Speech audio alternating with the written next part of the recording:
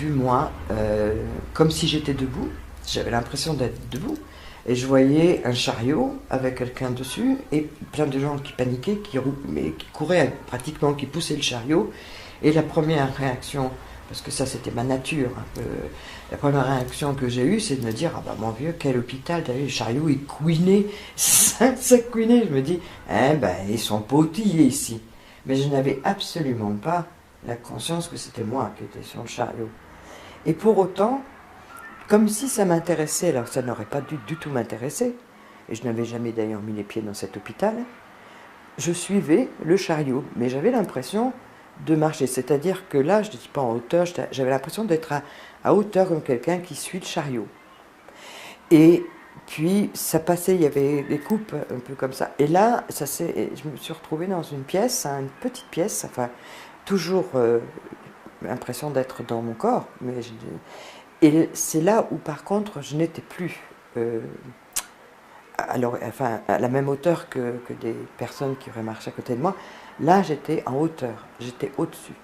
Je me suis retrouvée, non pas collée, confinée, mais je voyais la scène comme si j'avais été, je sais pas, sur une étagère, bien en haut.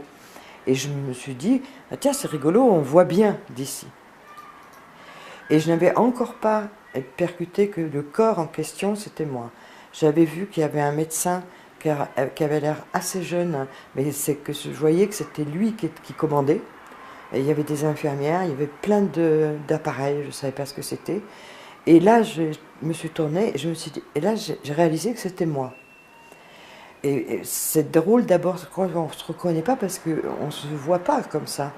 Quand on va dans un miroir, on ne se voit pas de la même façon. C'est entre le 2D et le 3D, c'est pas pareil, quoi. J'ai réalisé que c'était moi, mais ça m'était complètement égal. C'est-à-dire que je sois là, ça aurait dû soit m'inquiéter, soit m'intriguer au moins, me poser des questions. Mais vraiment, ça n'avait aucun intérêt. Donc j'étais là. Et à un moment donné, j'ai senti que ça paniquait. Et le jeune médecin a pris que à l'époque, je ne pouvais imaginer que comme deux fers à repasser à l'ancienne. Hein. Et il criait des choses aux infirmières qui branchaient je ne sais plus quoi. Et il a dit quelque chose comme reculer, on choque ou on déchoque, enfin je ne sais plus. J'entendais le mot choquer. Et je me disais, mais il n'y a rien de choquant là-dedans. Et j'ai pas vu qu'il posait ça parce que je le regardais lui. Et ça a été très vite à ce moment-là. Et j'ai eu mon sentiment, c'était mais pourquoi? Pourquoi ils font tout ça? Ça sert à rien. Et j'ai entendu, on la perd. Après, j'ai compris, j'ai dû avoir un problème cardiaque à ce moment-là. Et il disait, on la perd, on choque. Bon.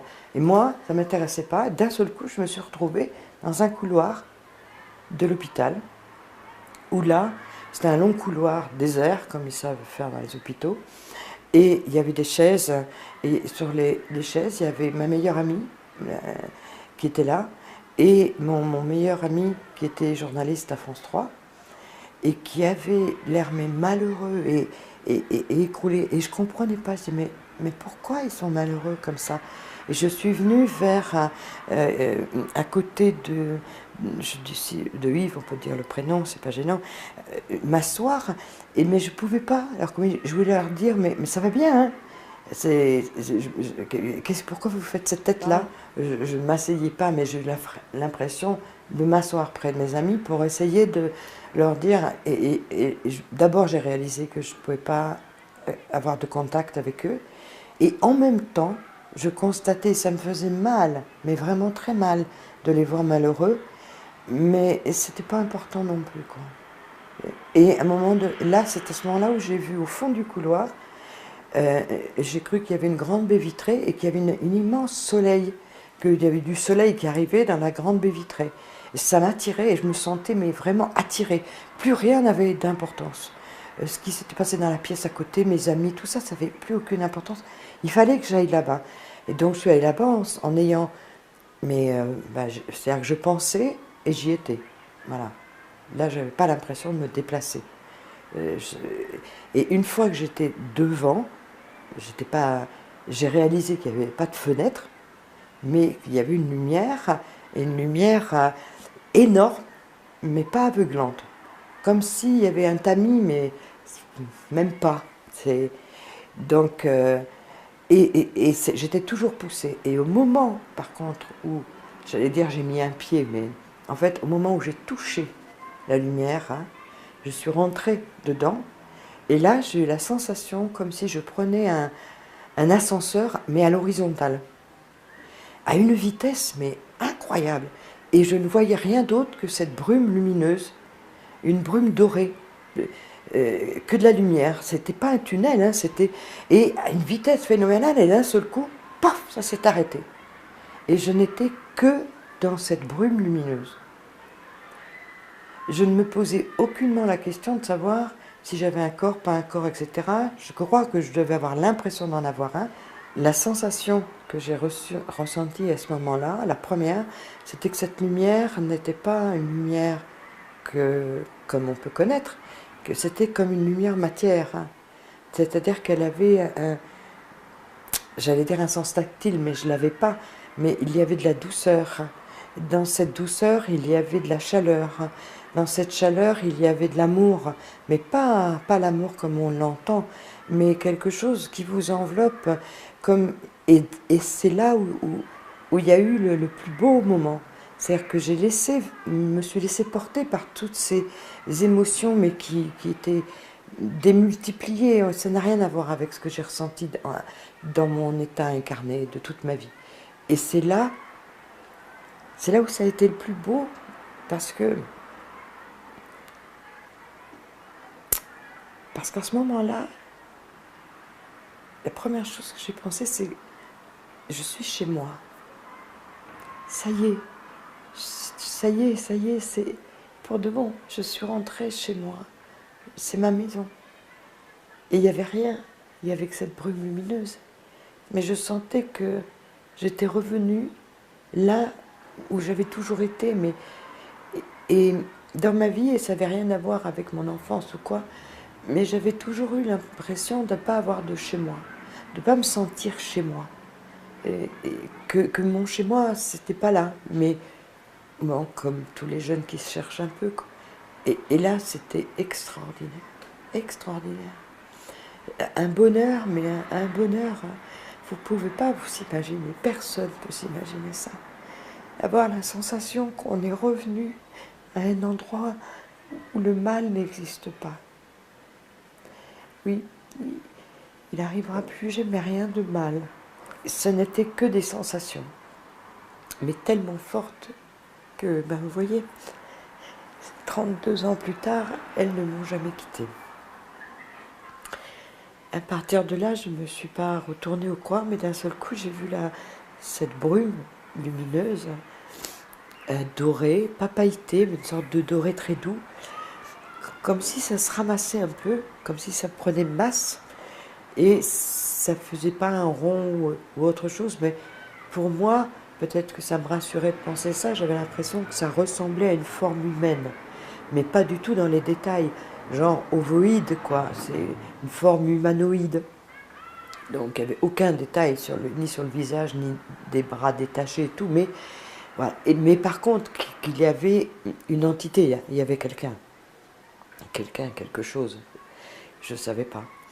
Et ça, à ce moment-là, dans ma tête, je me suis dit, mais qu'est-ce que c'est que ça? Et j'ai dit, mais c'est quoi? C'est Dieu? Et ça se passait de pensée à pensée. Et donc ça allait très vite. Et là, la première sensation, parce que c'était des sensations et tout, c'était, j'ai senti que cette chose en face, c'était un immense sourire bienveillant. Et en me dire, non, c'est infiniment plus. C'est pas Dieu, c'est infiniment plus. Et à partir de là, il a commencé à avoir un énorme échange. C'est-à-dire, je ne posais pas vraiment de questions. Mais la première chose, c'est que j'ai voulu quand même... J'ai perdu mon père, j'avais 6 mois. Et donc, évidemment, ça ne rate pas ça. J'ai dit, je vais voir mon père. Et il m'a dit non. Mais toujours, c'était Même quand on disait non, il était magique. Et, et c'était parce que c'était pas le moment, j'étais pas là pour ça. Par contre, on m'a montré ma grand-mère. J'avais pas été très cool avec elle. Et je voyais l'absolu de cette grand-mère, qui était une bonté, mais une bonté. Je l'avais vue, moi, j'avais vu comment elle était capable de m'aimer. Mais là, on me montrait la totalité de ce qu'elle était, et de ce qu'elle avait toujours été. Et que vraiment, c'était pas terrible, la manière dont je l'avais envoyée balader parfois. Ça a été les 2 seules expériences comme ça. C'est parce que peut-être j'étais jeune et j'avais pas beaucoup de passé, mais on m'a pas montré quoi que ce soit d'autre. Après, j'ai dit, bon ben, alors c'est chouette. Je voulais avancer parce que je sentais qu'un peu plus loin, il y avait un autre état de lumière. Et moi, je voulais aller vers là. Et là, ça a été non aussi. Toujours avec autant d'amour. Mais je l'ai quand même pas très bien pris. Je voulais pas repartir. Pour moi, j'étais chez moi. Et là, j'ai dit, mais je suis chez moi, je suis chez moi. Je veux pas repartir. Et là, il me disait, mais tu reviendras, mais pas maintenant. Et tout ce qui s'est passé, c'est que j'ai senti qu'à un moment donné, comme j'étais rebelle à repartir, et qu'il fallait vraiment que je reparte, j'ai eu la sensation qu'on m'éclatait le cerveau, qu'on me mettait quelque chose dans l'esprit, parce que je ne peux pas dire le cerveau, mais dans l'esprit, une sorte d'esprit immatériel, quoi, mais qui est directement relié à nous-mêmes, et qu'on m'ouvrait une porte qui existait chez tous les humains, mais qui s'entrouvrait de temps en temps, ou qui s'entrouvrait complètement parce que certains faisaient un travail énorme, enfin je sais pas, et que cette porte-là, elle devait s'ouvrir pour moi, mais qu'après, lui, je l'ai appelé Ilsa, à partir de, parce que je ne savais pas si c'était un objet ou un sujet, je ne savais rien. Donc Ilsa, I-L-C-C-D-I-A. Pour moi, c'était moi, voilà, je ne savais pas, mais il fallait que je verbalise quand même. Et là, il m'a dit, j'ouvre la porte pour que tu vois. Ensuite, quand tu vas partir, tu auras à apprendre à ouvrir la porte toi-même. Mais je serai toujours avec toi. Et là, il a ouvert la porte. Je ne sais pas comment exprimer, il n'y a pas de mots. Bien sûr qu'il n'y a pas de mots, puisque c'est un monde qu'on ne connaît pas. Mais j'avais accès à la souffrance du monde entier, à la joie du monde entier, au bonheur, je parle des humains bien sûr, à la perception du vivant et de la sensibilité de toute chose vivante, de la plante à l'animal, de tout. De tout, de tout. Pas la stratosphère, hein, vraiment l'humain. Et une hyper-conscience, hein, la douleur chez l'humain était inacceptable. Que quelqu'un de malheureux, ça n'était pas acceptable. Et j'avais cette sensation en fait de vivre la douleur de quelqu'un d'autre. Et je réalisais que c'était horrible, horrible. J'ai réalisé que moi, mon peu de vie d'avant, mais je n'avais pas souffert du tout. Et donc ça passait très très très très très vite. Et ensuite, je voulais toujours pas repartir, parce qu'il me disait il est temps. Et j'ai la seule expression que je peux donner, j'ai eu la sensation qu'à ce moment-là, ce fameux Ilsa, cette chose, ce truc, m'a fait mes valises, m'a préparé un sac à dos pour dire bon allez, je te donne un coup de main, voilà. Et il a mis plein de choses, plein de connaissances, plein d'aptitudes, plein de choses dedans dont je devrais me servir après. Et la seule chose à la fin, j'ai senti que il y avait un truc énorme dans mon esprit qui était en train de se former. Mais j'étais toujours moi, avec ma façon de penser, un peu rebelle, un peu étonnée bien sûr. Et la fin, c'était... Enfin, la fin, c'était pas la fin, c'était le début. Je peux pas dire qu'il m'a pris dans ses bras. C'était pas ça. C'est bien plus que ça. C'est comme si il avait touché la plus extrême pointe de mon âme ou de mon esprit avec le sien, avec une délicatesse extraordinaire. Et là, j'ai ressenti ce que pouvait être un amour au-delà de l'humain, au-delà de tout ce que ça peut concevoir. Et ce contact-là a été...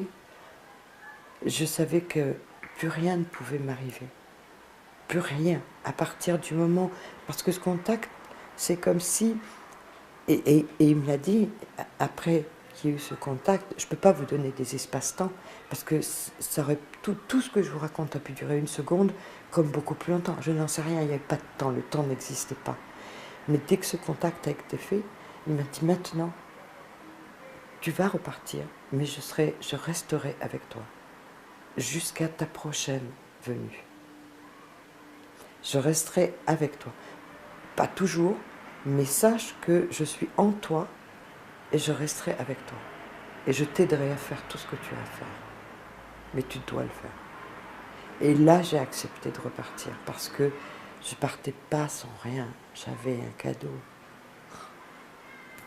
Mais de temps en temps, je me dis ça doit être dur pour mon bien-aimé parce que tout l'amour qu'il peut me donner, mais notre amour, on peut aimer les humains, un humain à un point extraordinaire, en arrivant comme à l'agapé, c'est-à-dire l'amour ultime pour les Grecs. Mais l'agapé, mais c'est rien du tout à côté de ce que j'ai senti cette fois-là. Rien du tout. J'ai réintégré mon corps d'une façon très, très curieuse, enfin très curieuse, à la fois facile et sans détail, parce que d'un seul coup, j'étais à nouveau dans mon corps. Du moment où mes bagages ont été faits, où il m'a dit repars, maintenant tu peux repartir, je serai avec toi. Crac, je me suis retrouvée dans mon corps. La première sensation que j'ai eue, c'est merde, j'avais mal à la tête. Mais j'ai dit merde en plus dans ma tête, hein, parce que je ne parlais pas. Donc j'avais toujours ce côté, ce tempérament assez bien trempé, quoi. Évidemment que j'avais mal à la tête. J'avais une fracture complète de l'occipital gauche avec trauma crânien et œdème. Et j'étais dans le coma. Et en fait, j'ai commencé à m'éveiller et j'étais restée 7 jours dans le coma. Et c'était un peu le branle-bas de combat, parce qu'il devait y avoir des monitorings qui ont réveillé qu'une activité peut-être cérébrale reprenait, je ne sais pas. Et contrairement, parce que tout le monde m'appelait la miraculée dans le service, et contrairement à leurs attentes, en 24-48 heures, j'avais récupéré la totalité de toutes mes fonctions sensorielles, mon corps, tout. Ils m'ont gardé encore 24 heures en réa, enfin je ne sais pas comment ça s'appelle, ça. Et j'étais en chambre et j'avais tout récupéré, la parole, la mémoire, tout. Donc strictement aucune séquelle, ni de l'arrêt cardiaque, ni des 7 jours de coma. Par contre, je me souvenais très bien de ce qui s'était passé. Et là, j'avais un mal à la tête épouvantable, j'étais à plat avec des perfusions, il ne fallait surtout pas que je tourne la tête parce que c'était des vertiges, donc j'étais immobilisée. Il y a le médecin, le jeune médecin, qui était super sympa en plus, enfin qui avait l'air gentil. Je présume que c'était un interne urgentiste, quelque chose comme ça, en plein été, ils étaient débordés. C'est lui que j'ai vu en premier. Et j'ai tellement voulu vraiment parler. Et donc, comme il avait l'air très gentil, il me tenait la main, et il me disait « Qu'est-ce que je suis content de vous voir vos yeux ouverts, hein, etc. » Et je commençais à dire « Vous savez, il s'est passé quelque chose d'extraordinaire de l'autre côté. J'ai rencontré quelque chose, et il y a autre chose, etc. » Et dans ses yeux, d'un seul coup, j'ai vu quelque chose qui passait. C'était plus le même regard qu'il portait sur moi. Je dirais pas que d'un seul coup il a cru que j'étais folle, je dirais pas jusque-là. Mais d'un seul coup il a dû se dire mince, elle revient pas sans séquelles, quoi. Et tout de suite je me suis arrêtée. Cette espèce d'instinct de survie de sauvage que j'avais avant, je l'avais tout de suite. Et tout de suite je dis mais Mais bon, vous comprenez ce que je veux dire, c'est un beau rêve. En fait, pendant le temps où vous aviez peur pour moi, je faisais un beau rêve, quoi. Bon, c'est sympa de faire un beau rêve dans ces cas-là. Et immédiatement, je me suis protégée. Et à partir de là, j'ai plus jamais parlé. Plus jamais parlé à personne pendant 32 ans. Par contre, j'ai écrit. J'ai ma meilleure amie là qui est venue, qui attendait, elle est venue dans la chambre, toute contente et tout. Et moi, j'étais contente de la voir, mais j'étais déjà ailleurs. L'essentiel n'était plus là. Et le premier truc que je lui ai dit, trouve-moi un cahier et un stylo. Il faut que j'écrive. Et elle m'a regardée, elle a éclaté de rire. Elle m'a dit, mais toi, écrire, mais t'as jamais écrit une carte postale de ta vie.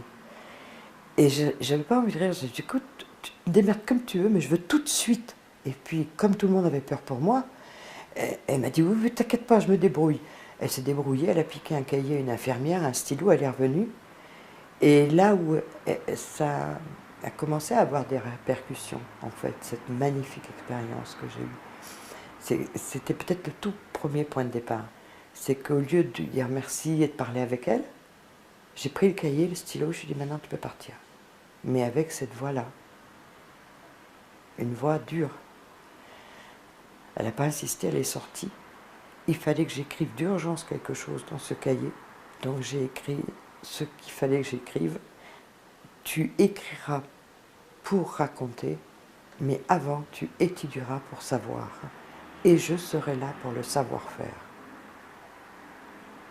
Je ne savais pas ce que j'écrivais. Je ne comprenais rien. J'écrivais. J'ai écrit ça, j'ai fermé le cahier. Et j'ai marqué sur la couverture « Cahier de silence ». La seule chose que je savais, c'est qu'il fallait que je le garde près de moi. Que personne ne devait le lire, mais qu'il fallait que je l'ai tout le temps près de moi, au cas où il y ait un truc à écrire. Et je ne me posais pas plus de questions que ça. Il faut dire que j'étais quand même bien fatiguée. Je cachais le cahier sous l'oreiller, et personne n'en a eu connaissance jusqu'à ce jour. Vous pouvez m'expliquer de quelle façon particulière communiquer avec cette entité que vous avez rencontrée à ce moment-là? C'est ça qui est le plus difficile, c'est de trouver des mots humains pour ce qui n'est pas humain. Donc si on avait les mots, ça voudrait dire qu'on connaît, et il se trouve qu'on ne connaît pas. Donc on est obligé d'utiliser des a priori, des périphrases, des néologismes, des mots qui n'existent pas. Bon. Comment je communiquais? Moi, sur le moment, j'avais l'impression de parler, parce que on n'a pas toujours l'impression, moi je n'avais pas l'impression de ne pas avoir de corps. Donc on a cette illusion. Donc j'avais l'illusion quand je lui ai demandé mais c'est Dieu, je croyais que je parlais. Cette entité, quand il s'adressait à moi, j'ai compris tout de suite que sa pensée, parce qu'il me disait, c'était dans ma tête. C'était directement dans mes pensées. Pas du tout par les oreilles, enfin par une sensation, ce qui paraît logique puisque je n'avais plus de truc, mais je ressentais vraiment par la pensée. Et j'ai compris qu'en fait, même si j'avais moins l'impression de parler, je ne parlais pas, parce que en fait, quand je posais une question, quand je demandais, il répondait immédiatement. Donc notre conversation, entre guillemets, allait à la vitesse de la pensée. Et la vitesse de la pensée, il n'y a pas plus rapide, je crois. Enfin, je ne suis pas scientifique, mais donc ça donne à la fois une rapidité, mais c'est beaucoup plus riche que les mots, parce que en même temps que cette communication des mots, passaient des émotions, des sentiments, des émotions. C'est-à-dire que je ressentais en même temps son amour quand il me parlait de quelque chose, ou l'impossibilité de continuer et de rester sur place, et sa tristesse d'avoir à me dire non, mais sa détermination aussi. Il y avait les mots et les émotions. Et finalement, moi, je fais pareil. C'est-à-dire, je ne prononçais pas de mots, mais je pouvais mettre toutes mes émotions dedans. C'est-à-dire, non, je veux rester. Donc c'était une communication d'esprit à esprit, encore que je ne sais pas si elle avait un esprit, c'est-à-dire je présume que j'en ai un, Donc, mais en tout cas, ça n'était absolument pas, ça n'a rien à voir avec les communications qu'on peut connaître là. Ça n'était pas, il n'y avait pas de geste, il n'y avait rien de corporel. Tout était de l'ordre de l'âme et de l'esprit, mais pour autant, puisque je ressentais des émotions, eh bien, puisque normalement les émotions sont attachées au corps, c'est du moins ce qu'on pense, et que les sentiments, c'est plus l'esprit, et là, force était de constater qu'il était capable d'affaler toutes les barrières et de prendre une part de moi que je ne connais pas, une part de l'être humain, qui est réceptive à tout et qui peut concevoir tout. C'est-à-dire que quand, par exemple, je voyais tout, et quand il a ouvert cette grande porte, j'aurais dû être immensément surprise. Et je ne l'étais même pas.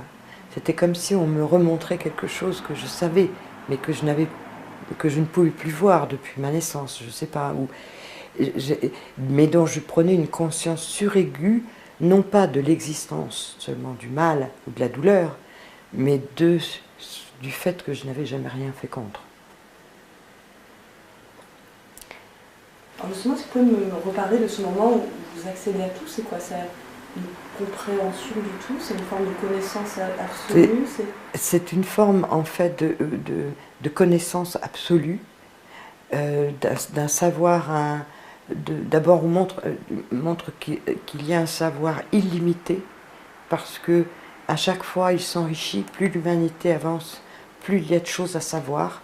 Donc ça m'a rappelé la phrase de Socrate qui disait « la seule chose que je sais, c'est que je ne sais rien ». Donc c'est ça me rappelait ça, à croire que Socrate y était allé lui aussi. Et cette immensité, cette connaissance, et je ne peux pas la traduire. Voilà, je peux dire, oui, j'ai eu accès je ne peux pas dire à l'univers, je ne sais pas ce qu'est l'univers, mais j'ai eu accès à, comme si, comment vous expliquer?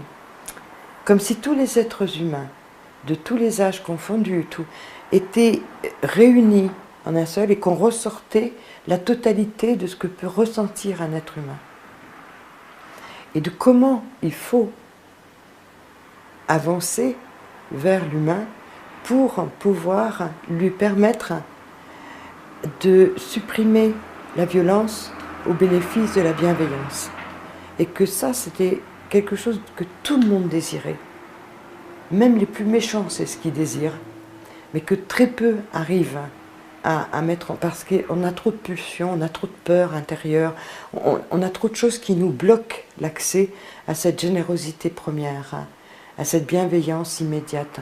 Donc c'était ça, cette connaissance ultime, c'était savoir que tout élément vivant, l'animal, la plante, et même le minéral, en tout cas pour certains d'entre eux, ça faisait partie d'un tout, et qu'on était tous tout était relié, et qu'on ne devait négliger rien ni personne.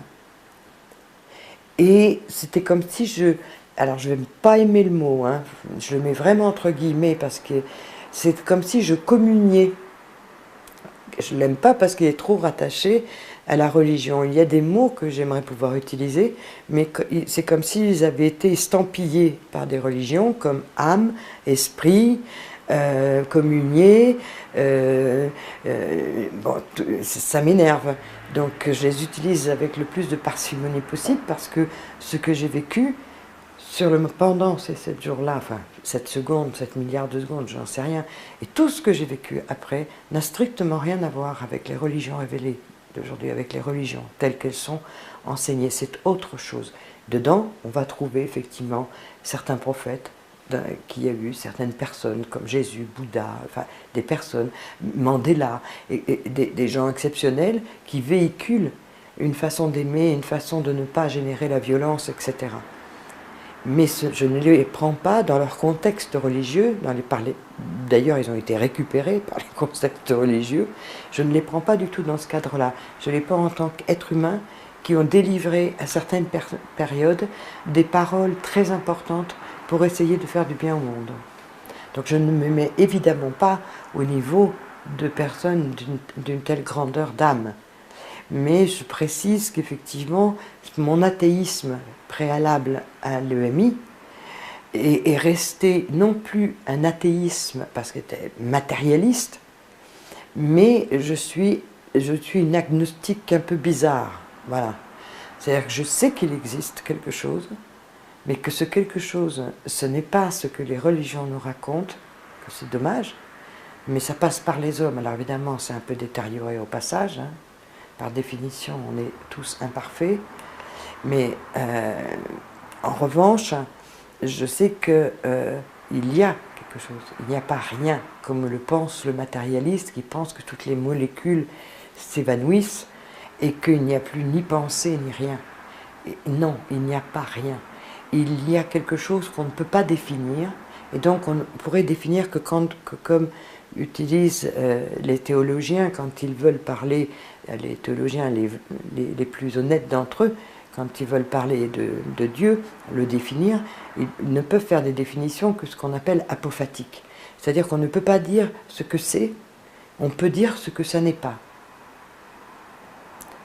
Donc eux disaient, on ne peut pas dire ce qu'est Dieu, mais on peut dire ce qu'il n'est pas.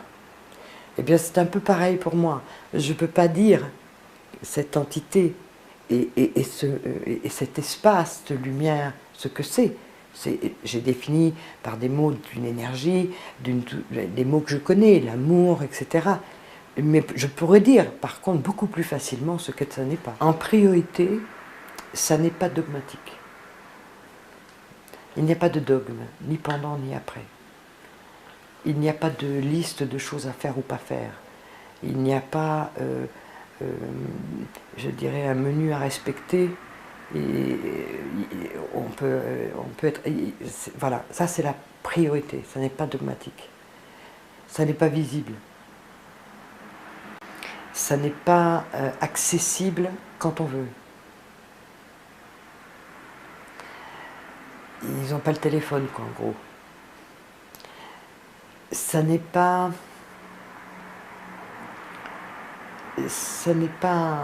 dissible.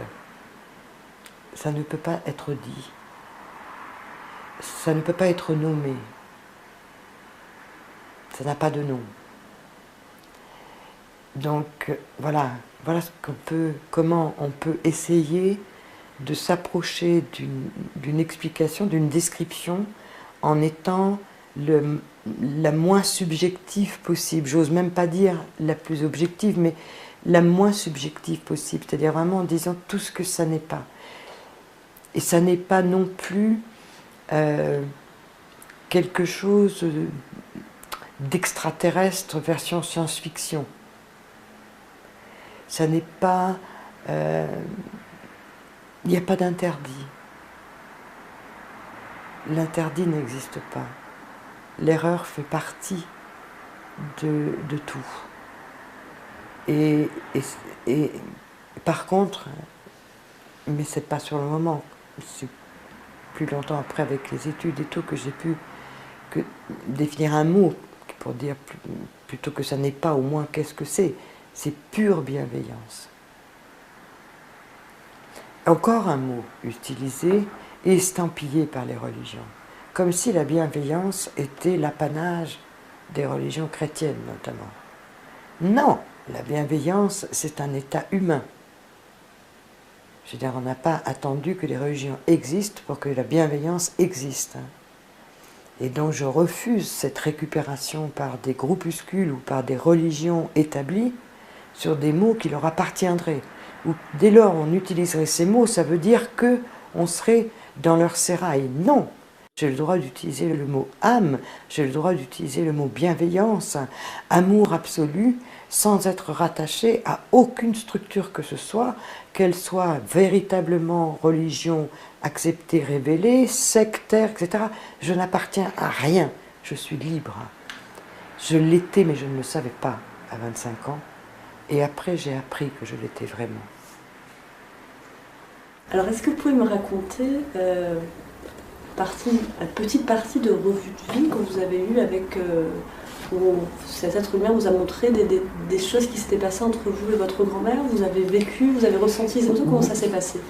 Oui, en fait, c'était pour dire qu'en fait, j'avais pas eu une espèce d'explication de texte assez longue, comme ça peut arriver pour certains. Moi, ça a été relativement bref.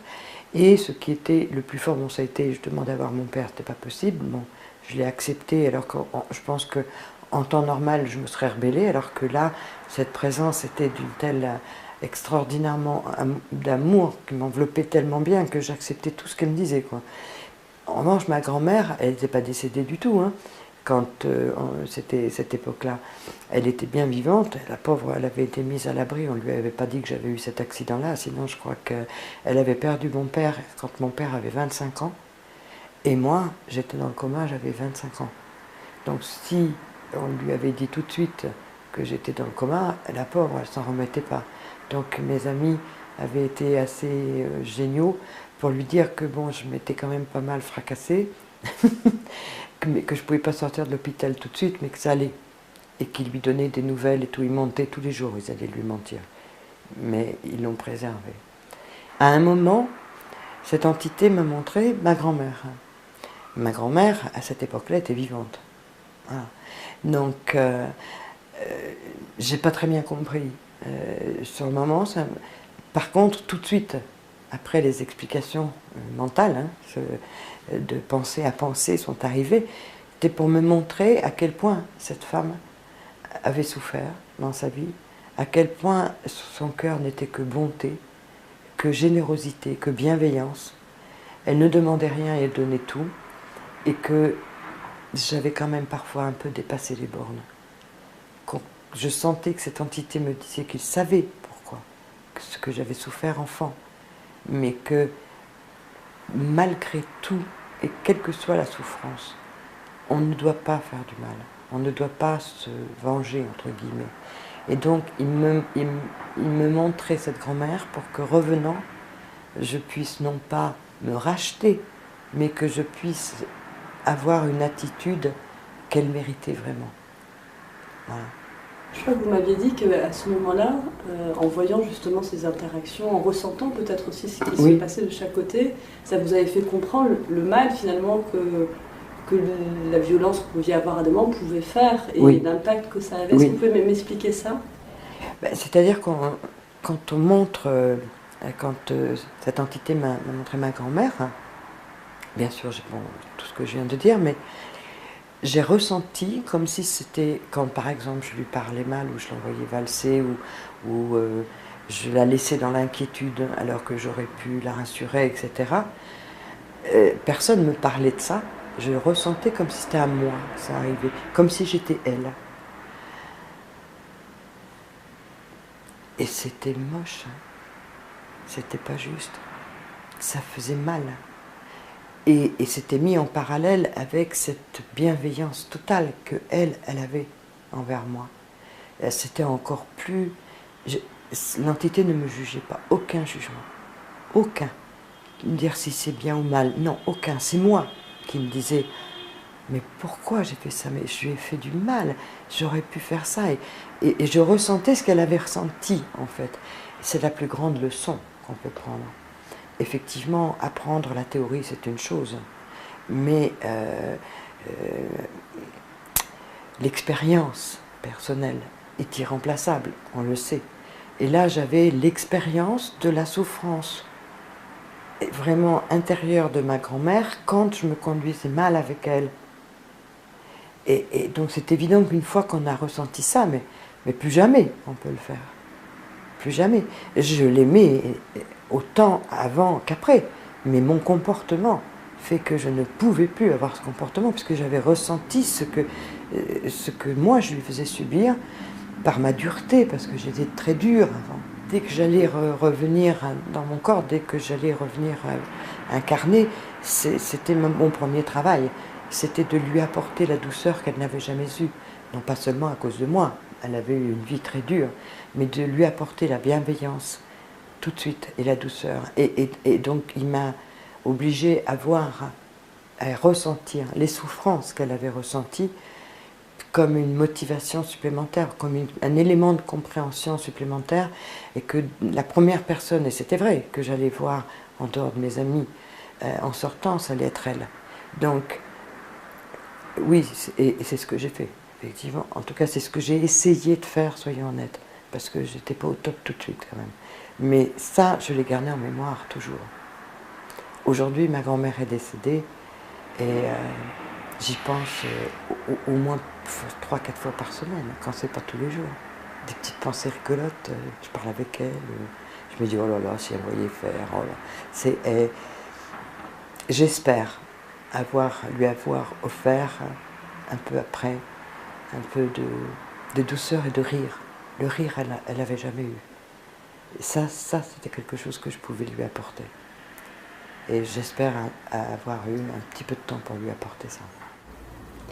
Cette expérience que vous avez vécue, est-ce que pour vous, dans votre tête, c'était évident que c'était réel, que c'était différent d'un rêve, d'une hallucination, même aujourd'hui encore, est-ce que pour vous c'est évident? Évident. C'est pas réel, c'est pas la vérité, j'aime pas ces mots-là, c'est évident, mais c'est évident. Ça a été évident tout de suite après que ça n'était pas un rêve, que c'était une réalité.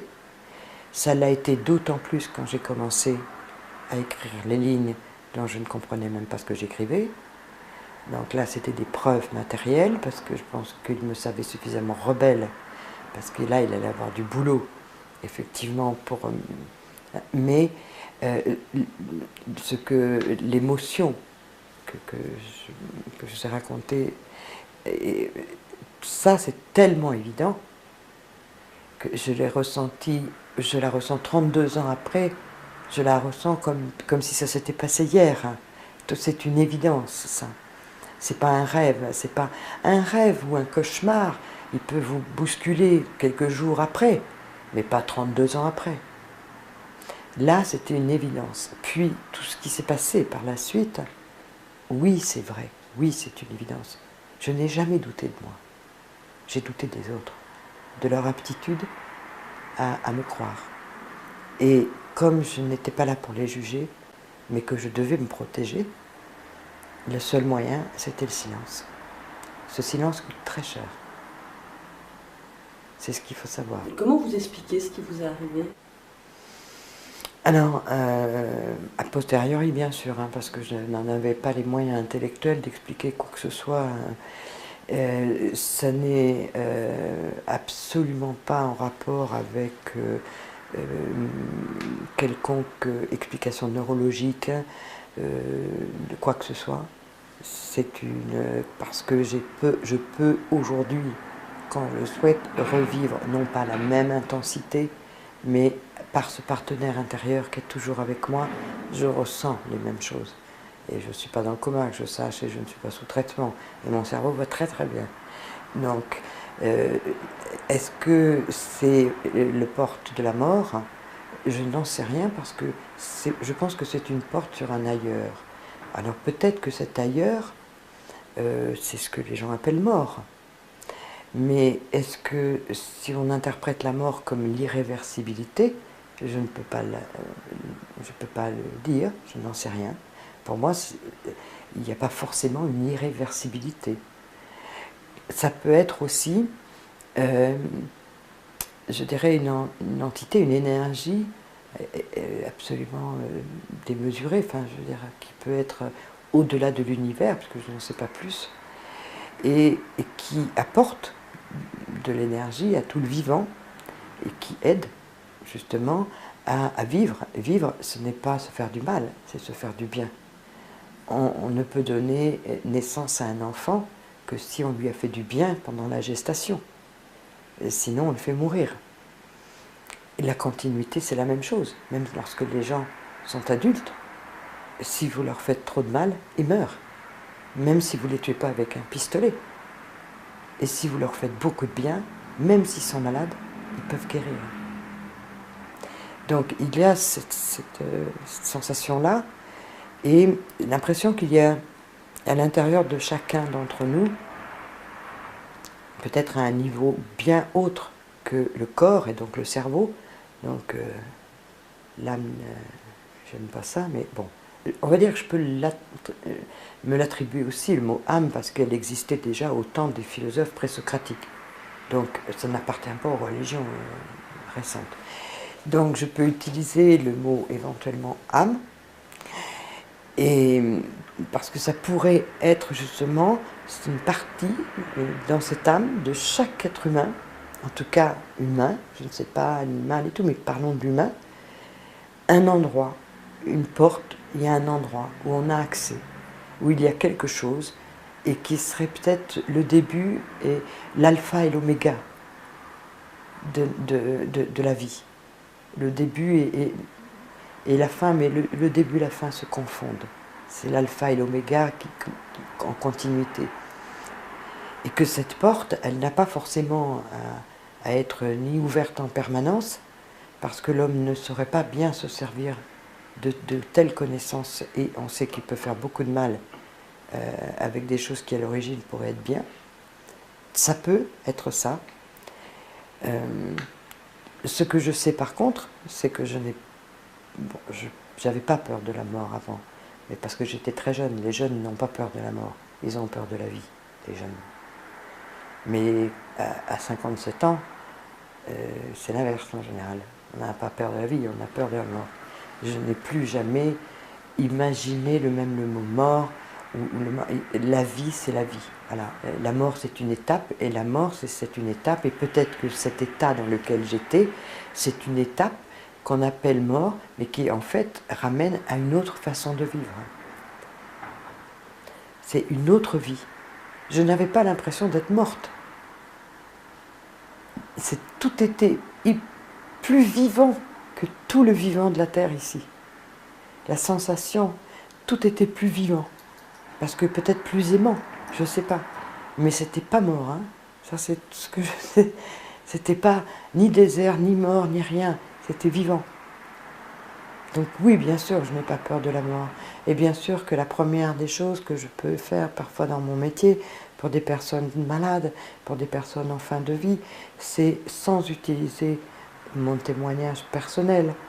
Je n'ai pas à influencer quelqu'un, sans utiliser d'arguments religieux ou autres, même si j'ai le plus grand respect pour certaines religions, mais de leur faire comprendre qu'il y a une part et il y a une petite porte en eux qu'ils n'ont jamais ouvert, et que ce passage-là qu'ils appellent mort, c'est ouvrir cette porte-là, et que de l'autre côté, ils vont découvrir quelque chose qu'ils ne pouvaient même pas imaginer, mais que ça ne peut pas être plus, ça ne peut pas être plus beau, ça sera toujours plus beau que tout ce qu'ils ont vécu de plus merveilleux déjà dans leur vie. Que c'est juste une petite porte qui va s'ouvrir, et qu'ils vont passer dans cette petite porte. Alors justement, ça donne une autre façon de percevoir sa dernière heure, ou on n'est pas dans la peur, peut-être dans... Je crois qu'ensuite, toutes les études de philosophie que j'ai faites m'ont appris beaucoup de choses, puisque philosopher, c'est apprendre à mourir, disaient nos grands philosophes. Et c'est vrai, moi j'ai eu une grâce, c'est qu'à 25 ans, j'ai presque eu le manuel pour apprendre à mourir, c'est-à-dire, c'est bon, tu sais déjà quelque chose, maintenant tu vas bosser, et quand tu auras fini tes études, tu peux revenir. Après, en tant que philosophe, on dit philosopher, c'est apprendre à mourir. Pourquoi? Parce que notre mort, vécue comme celle que tous les humains entendent, on doit s'y préparer. Parce que sinon, c'est un cauchemar. On doit s'y préparer pour soi et pour nos proches. On doit savoir y penser, non pas comme une horreur, mais comme quelque chose de naturel. On doit y penser comme une étape faisant partie de la vie, et la vie, il y a deux étapes, la naissance et la mort. Et on prépare une naissance, mais on doit préparer sa mort. Ne pas, et les sociétés occidentales sont assez dures dans ce domaine-là, parce qu'il y a encore énormément de tabous. On ne peut pas parler de la mort, c'est tabou. La mort et l'argent, c'est tabou. Le sexe, un peu moins, maintenant. Mais la mort, c'est plus tabou aujourd'hui que ça ne l'était il y a un siècle ou deux d'ailleurs. Donc, effectivement, même une personne qui sait qu'il va mourir, qui est en palliatif, c'est difficile. Donc, oui, la mort, ça se prépare. La dernière heure, comme on dit, ça se prépare. La dernière seconde, ça se prépare. Ça ne se prépare pas seulement pour soi, ça se prépare surtout pour les autres. Parce que nous, quand on a passé la porte, c'est la merveille absolue. Mais eux, quand ils restent, ceux qui ne savent pas, justement, eux souffrent du manque. Et donc plus on s'est préparé soi-même à cette dernière heure, plus on a pu préparer tout ce qu'on aime. Alors justement, après avoir vécu une telle expérience, est-ce que tout à coup la mort a un côté presque réjouissant? En tout cas, on a l'impression d'aller vers quelque chose de... Alors réjouissant, bon. je ne veux pas vous contrarier, mais je ne dirais pas parce que si c'était si réjouissant que ça inciterait finalement à y aller plus vite que prévu. Et on en a la possibilité, puisque peut-être une des plus grandes libertés qu'on a, c'est la liberté de vivre ou de mourir, de se donner la mort. Et autant vous dire, vous avez vu à quel point c'était pour moi une merveille d'avoir retrouvé mon chez-moi, quoi. Donc j'aurais pu, et vraiment j'aurais pu, n'avoir que des pensées de retour, avant l'heure. Et en réalité, non. Non, parce que tout ce qui va avec l'enseignement, tout ce qui va, c'est que la vie est une merveille. Et que cette expérience-là, elle en fait partie. Mais il n'y a pas que ça. La vie est une merveille. Et oui, dans la vie que l'on vit, oui, il y a de la souffrance. Oui, il y a beaucoup de violence. Oui, il y a des gens très seuls. Oui, il y a beaucoup de choses à faire. Mais c'est pas en prenant un billet de train en fraude, pour revenir quand c'est pas prévu, qu'on va améliorer quoi que ce soit. Donc non, il n'y a jamais eu l'idée, de temps en temps je râle, de temps en temps parce que j'ai des épreuves à passer, de temps en temps je râle, je dis j'en ai ras le bol et je rends mon tablier, c'est bon et tout, mais j'ai jamais rien fait, et ça ne m'est jamais venu à l'idée. La vie est plus précieuse que tout, la vie est d'une beauté magnifique. Donc non, retourner avant d'être rappelé, certainement pas. Même si la vie m'a déjà éprouvé parfois durement dans mon corps, dans mon cœur, elle continuera, mais je serai là. Alors justement, d'une certaine façon, ça a donné un sens supplémentaire à la vie. Ça... En ce qui me concerne, ça a donné un sens tout court. Ma vie avant n'avait pas de sens. C'était de l'immédiateté, un peu comme un animal. C'est pour ça que j'étais quand même très proche du primitif dans ma façon de me comporter. J'avais un cerveau reptilien assez efficace. Après ça, ça a donné un sens à ma vie. Évidemment, pas tout de suite. Il m'a fallu plusieurs mois pour commencer à comprendre deux, trois petites choses, toujours seul. Ensuite, des mois pour me rendre compte que ce qui m'était arrivé m'avait tellement changé dans ce que j'allais faire que finalement, eh bien, j'allais perdre tous mes amis. J'étais trop différente. Je suis passée d'une cascadeuse foldingue amorale à quelqu'un qui ne pensait qu'à une chose, il fallait faire des études de philosophie, aimer l'humain, sourire, être bienveillant.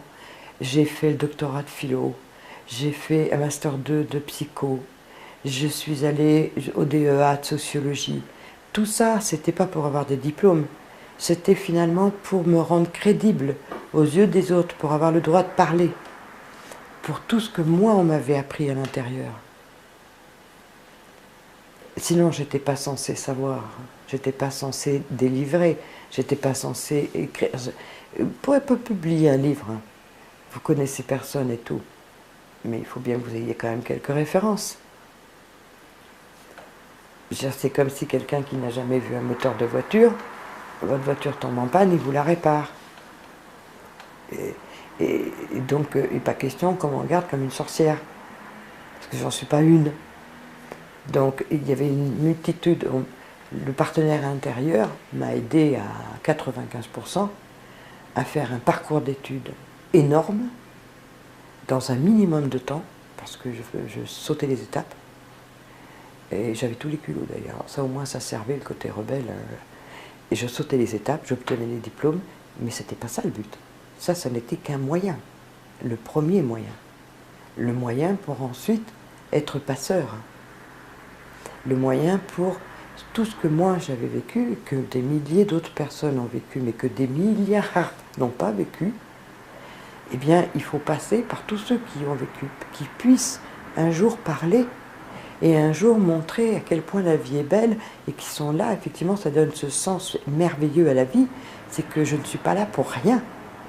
Ma vie a un sens, dans les deux acceptations du terme d'ailleurs, dans le sens d'une orientation. Elle a un sens, c'est l'orientation, c'est je fais ce qu'on me demande de faire, ce que j'ai à faire, et je retournerai chez moi.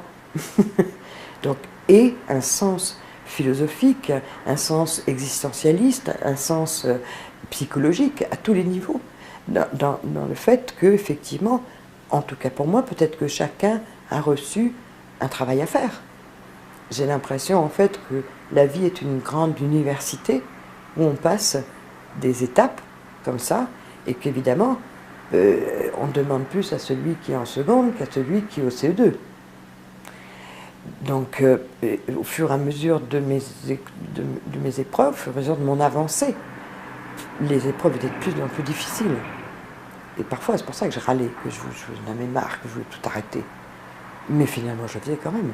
Et je m'apercevais à chaque fois, mais le bonheur que je recevais à l'intérieur d'avoir réussi l'épreuve, d'avoir réussi à aider quelqu'un, d'avoir un sourire en échange du mien. C'est à moi que ça a apporté du bonheur.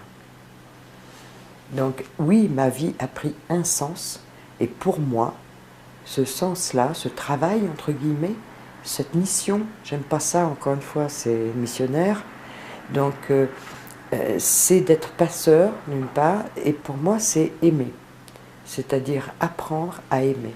L'amour existe, ça, eux me l'ont prouvé, et l'amour humain existe aussi, mais on n'y est pour rien, mais pour rien du tout. Et alors là, c'est vraiment une entité aussi. Hein. Aimer, c'est autre chose. Aimer, c'est un verbe. Et aimer, ça s'apprend. C'est pas donné. On peut ressentir de l'amour pour quelqu'un et ne pas savoir l'aimer et lui faire très mal. Donc moi, mon travail, c'était travailler sur le mot amour tel que les humains le conçoivent et tel qu'il doit évoluer, et surtout travailler sur le verbe aimer avec le présent et travailler sur les trucs, c'est-à-dire d'abord comprendre que aimer ne peut être que et au présent. Le verbe aimer ne va pas se conjuguer au futur, c'est idiot, au passé, ça fait mal, au conditionnel, c'est pervers. Je ne peux dire que je t'aime, ou je vous aime. Je ne vais pas dire je vous aimerai, ou je vous aurais aimé, ou je t'ai aimé. Non. Donc, c'est apprendre ce que veut dire le verbe aimer, comment s'en servir, et ensuite apprendre à aimer. C'est quoi aimer quelqu'un? Est-ce que c'est aimer ce que il me renvoie comme image? Ah ben non. Là, c'est m'aimer moi. Est-ce que aimer l'autre, c'est parce que il me flatte parce qu'il est beau ou il est très intelligent et donc ça me flatte? Non, c'est pas ça. C'est pas lui que j'aime à ce moment-là, c'est encore moi. Est-ce que c'est aimer que ses qualités et être prête à le quitter si les défauts apparaissent? Non, c'est toujours pas ça, aimer. Ça, je n'aime toujours que moi. C'est pour mon confort. Donc aimer, c'est une vie, il faut apprendre. Et moi j'ai appris, je ne dis pas que je sais, hein, disons que je suis déjà à un bon niveau dans mes études, et je continue d'être apprenante. Et comme j'ai atteint un petit diplôme d'apprenante, maintenant je suis passeur, et j'apprends dans mes patients, dans mes livres, etc. C'est toujours mon objectif, c'est apprendre à aimer, vous donner les ficelles. Toutes les erreurs que j'ai pu faire, eh ben, pouvoir donner la solution pour peut-être que les autres les évitent. Leur montrer que c'est normal s'ils n'y arrivent pas, parce que c'est quelque chose qu'on devrait nous apprendre tout petit et que personne ne nous apprend.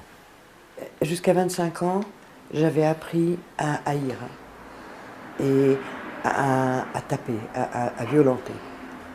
Et après, toute ma vie, j'ai passé 32 ans jusqu'à aujourd'hui à apprendre à aimer. Et à apprendre aux autres à s'aimer entre eux, à éviter les choses trappes de l'humain. Avant cette expérience, vous n'aviez pas fait particulièrement d'études, que ça ne vous intéressait pas, que ce n'était pas votre truc. Et comment ça a complètement changé? Je crois aussi que vous m'aviez expliqué qu'il y avait tout à coup en vous une soif de connaissance immense, une soif de mieux comprendre les relations humaines et une grande facilité à le faire qui était très différente. Vous pouvez expliquer un petit peu ça? Au milieu de tout ce qui a déjà été dit, je fais un petit flashback. En fait, avant cette EMI, j'avais quitté avec bonheur le domicile familial à 17 ans, avec ma rage au ventre, comme je l'avais. Je n'ai pas fait d'études, j'étais d'ailleurs pas très douée, pour connaître. Donc ça s'est arrêté à la terminale. Je n'en avais pas envie de faire des études, ça ne m'intéressait pas en plus. J'étais une physique, une sportive. C'était pas... Et heureusement que j'en ai pas commencé à ce moment-là, parce que je pense que j'aurais pas fait grand-chose d'intéressant. Après l'EMI, ça a été complètement différent. Au bout de 6-7 premiers mois, où il a fallu que je me familiarise avec tout ça, écrire beaucoup de choses dans le cahier de silence, là, les données, les demandes du partenaire intérieur ont commencé à se faire plus précises. Ce qui avait, la première en fait, ce qui s'est produit, c'est que j'étais dirigée pour aller à la bibliothèque. Ça me faisait beaucoup rire parce que je n'avais jamais foutu les pieds dans une bibliothèque de ma vie. Et en même temps, je me disais, bon, il faut que j'aille à la bibliothèque. Et spontanément, j'étais dans les rayonnages, c'était la grande bibliothèque de La Rochelle, et je suis allée dans le rayonnage philosophie, psychologie, machin, etc. Je voyais les titres et je disais, mais qu'est-ce que je fais là? Et j'étais toujours poussée, prends un livre. Je me souviens toute ma vie de quel livre j'ai pris. J'ai pris un livre d'un philosophe contemporain, Vladimir Jankélévitch, un de ses livres particulièrement difficiles d'accès, ce que j'ignorais évidemment, et je lisais, et d'abord je comprenais, ce qui sur le moment, je comprends tout, et ça m'intéressait beaucoup, c'était très intéressant. Et là, il y a eu un tilt. J'ai tiré un autre livre, et là, il y a eu une soif, il fallait que j'apprenne. Les sciences humaines. Vraiment, c'était toutes les sciences humaines, c'était ça qui m'intéressait, pas autre chose. Donc il y avait, eh bien, évidemment, je suis arrivée directement en philosophie, et j'ai, avec le... Il faut connaître l'accompagnement de ce partenaire, de cette entité, de ILSA, j'ai eu droit à une faveur, une grâce imméritée peut-être, je ne sais pas, j'espère que j'en ai fait quelque chose de bien, une facilité d'apprentissage, une facilité d'apprentissage des connaissances hors du commun. Je me suis présentée en troisième année, donc en licence de philosophie, en ayant potassé 2-3 mois à la maison, quoi. Et je l'ai eu. Mais une facilité, j'avalais les livres, j'avalais, je comprenais, je faisais des analyses croisées, et c'est à ce moment-là, justement, où j'ai perdu tous mes amis. Qui, eux, étaient comme j'étais moi, avant. On a des amis comme ça, où j'ai éclairci toute la famille. C'était pas difficile, j'avais déjà fait pas mal de tri dans ma famille avant. Ma petite grand-mère, elle était merveilleuse, parce que de toute façon, quoi que je fasse, c'était bien. Quand je lui ai dit, je suis à la Sorbonne à Paris pour faire des études de philo, elle m'a dit, oh, c'est bien. Je suis fière de toi. Elle ne doutait pas de moi. Alors que quiconque, et surtout ma mère, je me suis bien gardé d'en parler, elle a dit, mais t'en es incapable. Et donc j'ai fait ces études avec beaucoup de sérieux et en même temps beaucoup de facilité. Parce que, visiblement, c'était l'objectif d'avoir ces diplômes, ça n'était qu'une étape, c'était un passeport pour aller ailleurs, pour faire autre chose. Et donc il fallait faire vite. On ne va pas traîner. Donc peut-être, j'imagine que c'est pour ça que j'ai eu droit à des facilités énormes. Au milieu de ça, j'ai fait des études de pharmacie, parce que c'était intéressant, parce que je me dis, mais quand des gens sont malades, 1 ou 2 années de médecine quand même, parce que c'est pas mal. Et en France, en tout cas, à l'époque, je ne sais plus aujourd'hui, mais on avait la possibilité de s'inscrire à tout ce qu'on voulait, en même temps. personne venait vous regarder de traviole. Il n'y a que mon directeur de thèse de philo qui a commencé à me regarder de travers quand je l'ai choisi, enfin il m'a accepté d'être mon directeur de thèse et que je lui ai dit que je venais de m'inscrire. Alors j'étais déjà inscrite en psycho et que je venais de m'inscrire en sociaux. J'ai obtenu un doctorat de philo, j'ai fait le parcours. En parallèle, je m'étais inscrite aussi en psycho, donc j'ai eu un master de psychologie sociale. Quand j'ai eu fini la psychologie sociale, j'ai fait un DEA de sociologie clinique. Ça, c'était le gros pavé. Ça aurait dû me prendre 8, 5, 3, à peu près 15 ans. J'ai fait en 5. Peut-être des gens qui m'entendront ne me croiront pas. Et je ne dirai rien. Peut-être ils croiront que j'affabule. Je ne vois pas à quoi me servirait à 57 ans d'affabuler, alors que, bon, ça va, j'ai écrit 17 livres, j'ai eu 2 enfants, j'ai une famille, j'ai des amis, j'ai rien à prouver. Mais c'est tellement extraordinaire que je pourrais comprendre que certaines personnes ne me croient pas. Dommage, pour eux, pas pour moi, moi j'ai fait. Et c'est à partir de ces passeports-là que j'ai pu effectivement atteindre les personnes, puisque mon travail, c'était pas de faire des études. Bien sûr que j'avais besoin de toutes ces connaissances, c'était une soif de connaissances, d'apprendre, etc. Mon vrai travail m'attendait après, c'était apprendre à aimer et aider les autres. Donc eh ben, il me fallait mon passeport et un visa. Voilà. Une fois que j'ai eu le passeport et le visa, j'ai pu commencer les choses sérieuses.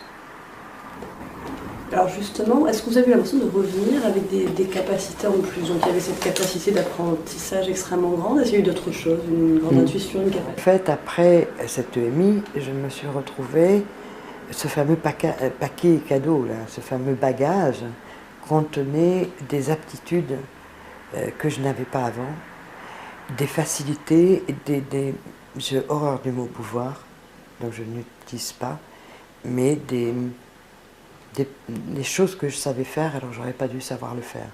Ça a commencé, c'est ce qui m'a énormément aidé dans les études, bien évidemment, pour faire ça aussi vite, mais ça a continué après. Et il n'y avait pas que l'apprentissage des études. C'est-à-dire que si j'ai besoin de savoir, hein, c'est toujours quand c'est pas donné, c'est pas gratuit, hein, c'est pas juste pour faire le malin. Si j'ai vraiment besoin de savoir quelque chose médical, eh bien, je vais le savoir. C'est-à-dire que je vais ouvrir une page internet ou un livre où il y a de la vulgarisation et j'accroche sur un mot ou deux et tout le reste arrive.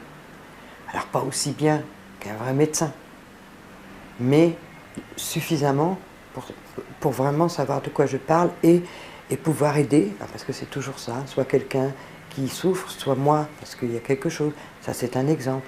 Je ressens de manière suraiguë les émotions des autres. Même s'ils me les cachent, j'ai une empathie multipliée par 1000.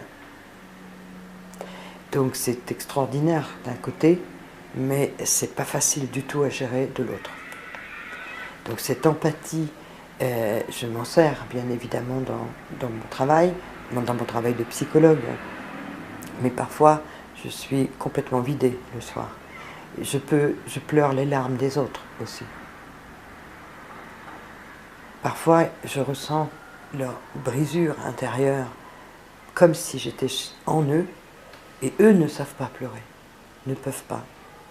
Et je pleure leurs larmes, comme si je pouvais les soulager, mais je ne peux pas à ce moment-là. J'ai reçu des choses comme ça. Je sais parfois ça ne peut jamais être à l'avance. Hein.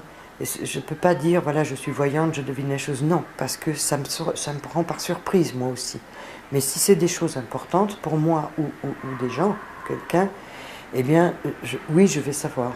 Je crois que le plus important, c'est de ressentir cette empathie qui n'est plus de l'empathie, qui est au-delà de l'empathie simplement humaine, parce qu'il y a beaucoup de gens qui sont très empathiques et qui sont donc très agréables, et qui en souffrent aussi, parce qu'être une éponge, c'est recevoir absolument toutes les émotions, les positives comme les négatives. Donc quand on ne sait pas quoi en faire derrière, eh bien, on a bien intérêt à faire ça, quoi. Là, effectivement, j'ai ce degré d'empathie, mais j'ai appris, avec tout cet apprentissage, j'ai appris à tous les outils pour supporter le négativisme ou la noirceur, parfois des autres, et les ranger dans un coin, et leur opposer la bienveillance, et tous les outils pour les faire parler, et pour aller vers ce qu'ils ont de meilleur. Bon, ça ne marche pas à tous les coups, hein. Des fois, je ressors, je suis plus malade que l'autre. Mais oui, c'est un don. Voilà, pas un pouvoir, un don. J'ai plusieurs petits dons comme ça. Mais le principal, c'est le don de faire en sorte que l'autre se sente bien. J'ai l'impression, la personne arrive, elle est pas, je parle pas professionnelle seulement, hein, mais elle est tendue, fatiguée, etc. Et qu'on se sente bien. Et c'est depuis l'expérience que vous avez essayé? Ah oui, parce qu'avant c'était exactement l'inverse. Avant, c'est depuis l'expérience que j'ai... Voilà, c'est vraiment depuis cette EMI, avec tout l'apprentissage qui a suivi, que je suis comme ça, et que je serai toujours comme ça, puisque l'apprentissage va continuer aller de mieux en mieux, faire de mieux en mieux. Parce qu'avant cette EMI, j'étais complètement l'inverse. On n'était pas tranquille en ma présence, hein. J'avais la maleste, et la langue fourchue, hein. Donc c'était le jour et la nuit. Je comprends que j'ai perdu tous mes amis. Ils ne pouvaient pas comprendre. Avant, un cheval, pour moi, ça se dressait. Et ça s'utilisait pour faire de la cascade. Après, un cheval, pour moi, mais j'ai adoré les chevaux toute ma vie, ils m'ont sauvé la vie. Mais un cheval, c'était pour les caresser, pour dialoguer, pour discuter. Je ressentais l'âme du cheval. Et le cheval le sentait. Il y avait des chevaux, mais difficiles. Dans un pré, ils venaient directement vers moi. Ils posaient la tête sur moi. Je n'avais pas envie de les monter, je restais avec eux. Oui, j'étais complètement différente. Et donc, tous mes amis, je les ai perdus. Et j'ai vécu cette solitude. Cette reconstruction de soi, évidemment, c'était ça. Il fallait que je me reconstruise complètement. Ben, je m'en suis fait des nouveaux. Mais c'est un peu schizophrène, hein, comme système. Et la libération, elle est venue d'avoir pu parler pour la première fois au bout de 32 ans de ça. Parce que sinon, il y a ceux qui m'ont connu avant, ou qui connaissent ma personnalité d'avant, c'est-à-dire rebelle, têtue, violente, etc. Et ceux qui ne peuvent même pas imaginer que j'ai pu être comme ça. Même pas imaginer. J'ai montré une fois à mes fils une photo de moi à 18 ans, une rare photo de moi, où je sortais d'un tournage, certainement, j'avais un chapeau Stetson sur la tête. Ils ne croyaient pas que c'était moi. J'avais une violence, une dureté dans le regard, mais méchante, parce que je détestais qu'on me prenne en photo. Et il y avait un copain qui voulait essayer son appareil photo, qui volait la photo. Et je le regardais comme ça, mais il me dit, mais c'est pas possible, c'est pas toi. Et même moi, je me dis, mon Dieu, mais non. Et c'est une grâce que j'ai eue, c'est une grâce. Ça ne veut pas dire qu'il faut aller se planter la tête dans le sable à 65 km/h pour avoir ça, pas du tout. Parce que si on le fait comme ça ne marchera pas. Parce que c'est pas nous qui décidons. Ça, c'est au moins une chose que j'ai comprise. Et avec une grande humilité, eh bien, j'apprends tous les jours, et tout ce que j'apprends, c'est que du bonheur. C'est pour être heureux et essayer de faire du bien aux autres. Ben, s'il fallait une fracture du crâne pour ça, s'il fallait recommencer, je re-signerais. Alors justement, est-ce que...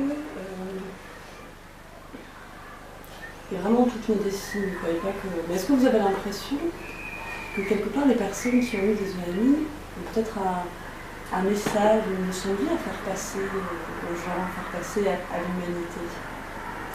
Je pense que avoir vécu une expérience aussi extraordinaire, hein, au sens sémantique du terme,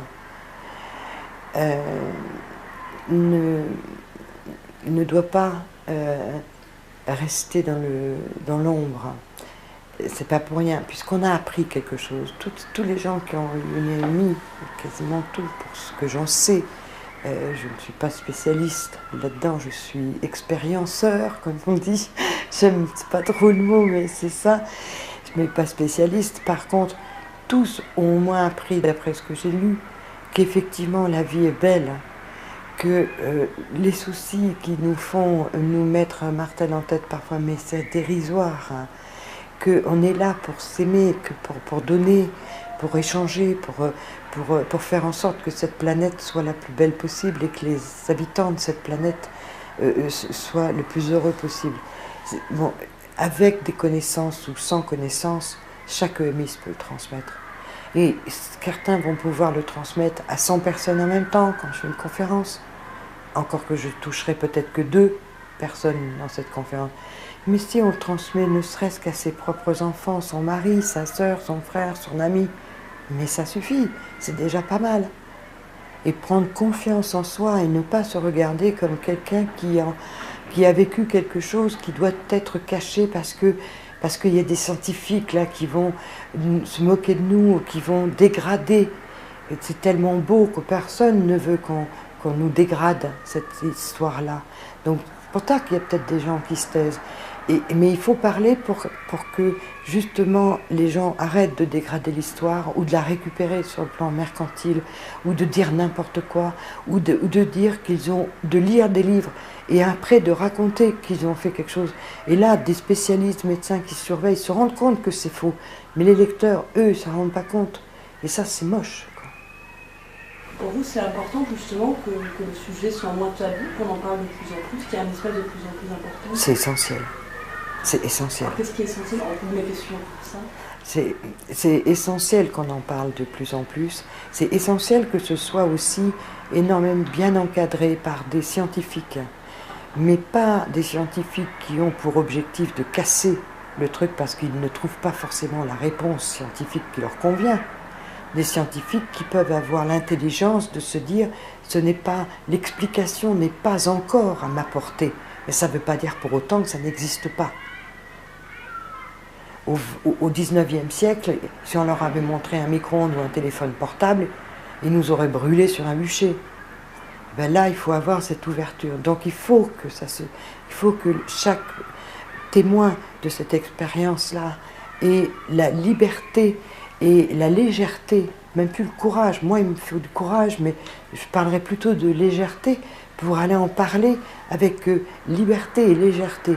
Et que ça soit effectivement, en ce moment en tout cas, pour l'instant, encore encadré par des vrais scientifiques qui ont pour objectif, en réalité, de donner la parole à ces gens-là et de faire en sorte de surveiller ceux qui seraient mal intentionnés ou qui voudraient récupérer des histoires, des aventures, des expériences magiques extraordinaires qui changent le cours d'une vie et qui peuvent changer le cours de plusieurs vies. Et moi, j'attends de ces scientifiques-là qui nous protègent.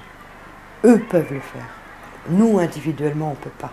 Ce qu'on peut faire individuellement, en tant qu'EMiste, c'est partager et avoir, je dirais, enlever toutes nos pudeurs et livrer ce qu'on a de plus précieux et de plus intime dans toute notre vie. Ce que je vous ai raconté, c'est ce que j'ai de plus intime dans toute ma vie. Eh bien, il faut le faire, Ne serait-ce que pour faire fermer leur bouche à ceux qui racontent n'importe quoi. Alors justement, est-ce que ça a été compliqué de parler de cette expérience après qu'il soit arrivé? Et est-ce que du coup, ça en a fait quelque chose de lourd à porter? C'était un don merveilleux, mais derrière ce don, ça a été le silence parce que l'impossibilité d'en parler. Il faut voir que ça remonte à 32 ans. Donc, cette époque-là, c'était les tout premiers livres de Raymond Moody qui sortaient, la première fois, le premier livre. Pensez bien qu'au niveau médical ou au niveau de l'écoute générale, comme tout, ça appartenait à des choses bizarres, sectaires. Voilà, c'était de l'ordre de la maladie mentale. C'était pas possible d'en parler. C'était pas possible d'en parler pour moi et pour les autres. c'était pas possible d'en parler à mes amis. Ils auraient cru, pour eux, comme le regard de ce médecin, ça aurait été des séquelles de mon accident, des séquelles de ma fracture du crâne qui auraient provoqué dans mon cerveau des hallucinations. Et moi, je savais que ça n'était pas vrai. Et plus les années passaient, je savais que ça n'était pas vrai. Et une fois qu'on rentre dans le silence, il est très difficile au début, mais une fois qu'on rentre dans le silence, on s'habitue. On a une part en soi qui est hermétiquement fermée. Ce qui limitait la difficulté, c'est que j'avais ce compagnon intérieur. J'étais pas seule dans mon silence. Et je ne savais pas qu'un jour je pourrais en parler. Mais j'avais accepté que je partirais peut-être, que ma dernière heure viendrait, que je n'aurais pas partagé. Mais c'est pas grave, l'important c'était pas que j'en parle. À ce moment-là, l'important c'était que je fasse. C'était ce pourquoi ma vie avait un sens. Donc c'était ça qui était important. Ce qui était amusant après, ce sont les synchronicités. J'habitais au préalable à côté d'Aix-en-Provence. Et pour fuir un mari dont j'avais demandé le divorce, pour fuir un mari violent, je suis venue me cacher dans une petite location à 2 km d'Oraison. Et un jour, je découvre sur Internet Alliance, docteur Jean-Pierre Jourdan, et je vois l'adresse Oraison. Et là, je vous jure, je dis non, c'est pas vrai. Je dis mais bon, tu t'amuses bien là, hein. Et je dis bon, ok, donc c'est maintenant. Justement, là, vous êtes en train de dire que tu t'amuses bien, comment ça se passe, ce compagnonnage intérieur? C'est difficile parce qu'encore une fois, c'est trouver des mots humains pour des choses qu'on n'a pas l'habitude de voir sous cet angle-là. C'est une part de moi qui s'est ouverte, donc j'appelle ça ce compagnon intérieur, mais en réalité, ce compagnon, c'est également moi. C'est une part de moi qui a été ouverte, qui m'a donné accès à une potentialité que je n'avais pas, à certains petits dons, et qui, en cas de nécessité, eh bien, je puise dans un réservoir, c'est-à-dire que arrive dans ma pensée le mot qu'il faut, l'explication qu'il faut, la connaissance de ce qu'il va falloir faire, etc. Des choses que je n'aurais pas apprises au préalable.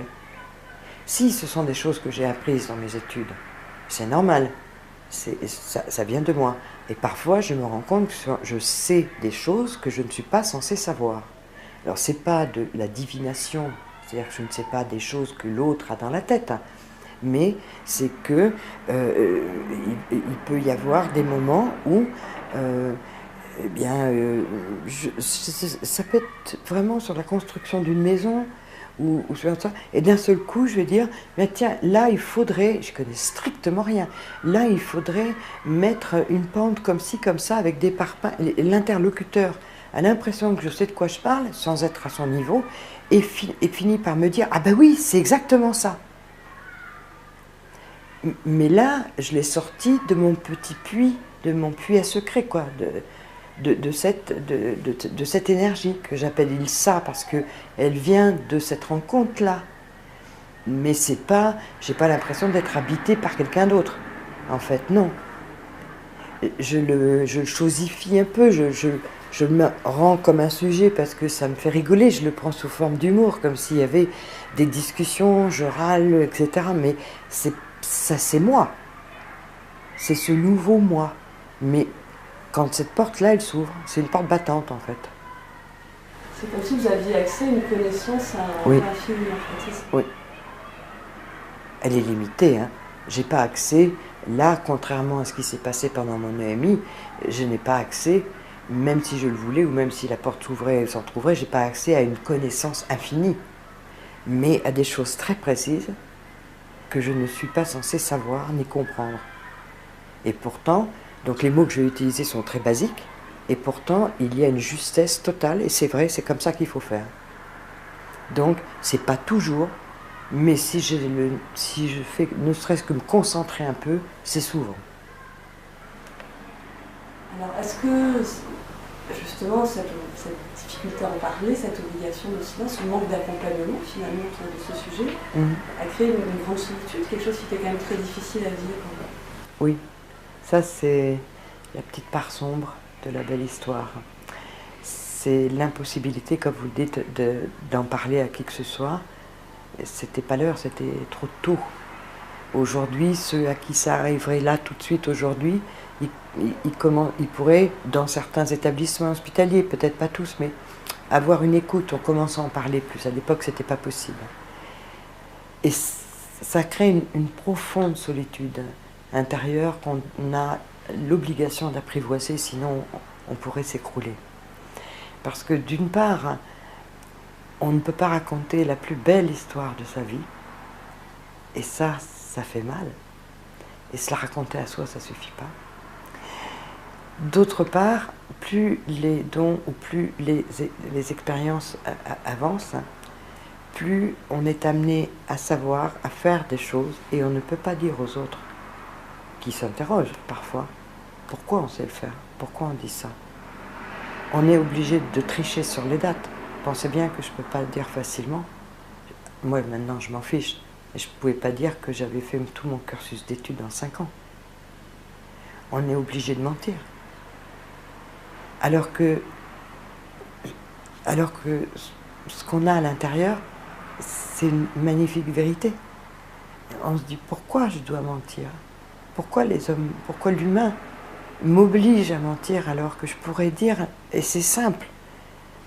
Donc on est obligé de jongler en permanence et on est seul. Et dès qu'on commence, quand on a rencontré des gens et on sent qu'il y a un soupçon, on s'en va, on les quitte, on ne les revoit plus jamais. On est un peu comme un fugitif. Jusqu'à ce que j'ai eu suffisamment de diplômes pour qu'à chaque fois je dise quelque chose d'à peu près intelligent, les gens se disent « Ah ben c'est normal, elle a fait ça. » Voilà. Mais avant, c'était très dur. Et comme j'ai vécu cette solitude et que j'ai dû l'apprivoiser pour ne pas trop en souffrir, je suis restée quelqu'un de solitaire. Pour le reste de ma vie. C'est-à-dire que rester seule pendant 3 semaines ou 3 mois à ne voir personne, parler personne, ça ne me gêne pas du tout. Hein. Et, curieusement, j'ai tout cet autre côté. Et je crois que c'était mon éditeur, chez Albin Michel, qui m'avait le plus joliment décrit. Un jour, il m'avait dit « Vous êtes spécial, vous êtes une solitaire conviviale. » Et cette phrase m'est restée parce que mais c'était tout à fait ça. Je suis en même temps très solitaire, et en même temps, j'aime tellement les gens, j'aime tellement les autres, que j'ai du mal je m'impose jamais, mais si on me dit « Viens » et tout, alors je suis hyper conviviale, hyper contente, voilà, je suis facile à vivre. Donc je suis le blanc et un peu les deux contraires, mais tant mieux, parce que dans notre société d'aujourd'hui, la solitude est un fléau énorme dont les gens ne savent pas traiter. Je dirais que moi, j'y ai été préparée. Donc je ne souffrirai jamais de la solitude. En tout cas, pas de manière ignoble. Le souvenir que vous en avez de cette expérience, c'est un souvenir qui est particulier, qui est différent. Effectivement, je ne pourrais même pas l'appeler... J'ai même du mal à dire souvenir. Hein. Parce que il y a les souvenirs... J'ai 2 enfants. Eh bien, mes 2 grossesses, les accouchements, c'est des souvenirs merveilleux, si je ne peux pas dire le contraire, c'était magique. Hein. Les souvenirs quand je suis tombée amoureuse, ou des souvenirs de grand désarroi, quand j'ai perdu ma grand-mère, hein, quand j'ai eu des accidents, où j'ai été très malade, ou des grandes joies. Tout ça, ça fait partie de ma vie qu'on peut mettre en photographie. C'est des souvenirs. Et il y a mes souvenirs et il y a ma part d'évidence. Il y a mon voyage. Alors c'est beaucoup plus qu'un souvenir. C'est pas quelque chose que j'ai besoin, un souvenir. On a d'une certaine façon besoin de se remémorer par certains. On dit ah oui, tu te souviens, etc. Par des odeurs. Bref, la mémoire fait un travail. Là, la mémoire n'a jamais besoin de faire de travail. Ce qui a eu lieu il y a 32 ans, si je dois en parler, c'est là. Je ne fais pas appel à des souvenirs, sauf pour des petites choses qui sont de la suite, mais pas l'expérience en elle-même. Vous vous en rappelez, vous ressentez comme si c'était il y a une heure, comme si c'était hier? Ah oui, ça pourrait être même comme si c'était là tout de suite. C'est plus que je m'en rappelle, je le vis. Je le vis. Quand vous me le dites comme ça, je le vis. Cette lumière dorée, pas pailletée, mais dorée, douce. Cette entité, cette sensation d'être chez moi, de recevoir un accueil comme j'ai jamais connu, comme ça n'existe pas sur Terre. Oui, c'est tout le temps en moi. C'est tout le temps là. C'est peut-être pour ça que c'est facile de vivre. S'il y avait une leçon de vie, un message à tirer de cette expérience que vous avez tiré, ce serait lequel? Pour les jeunes EMistes, n'ayez pas peur de vous exprimer. N'ayez pas peur de raconter. Même si on ne vous croit pas, ça n'a pas d'importance. Ce n'est pas parce qu'on ne vous croit pas que ça n'est pas vrai. N'ayez pas peur de raconter. Même si on ne vous croit pas, ça n'a pas d'importance.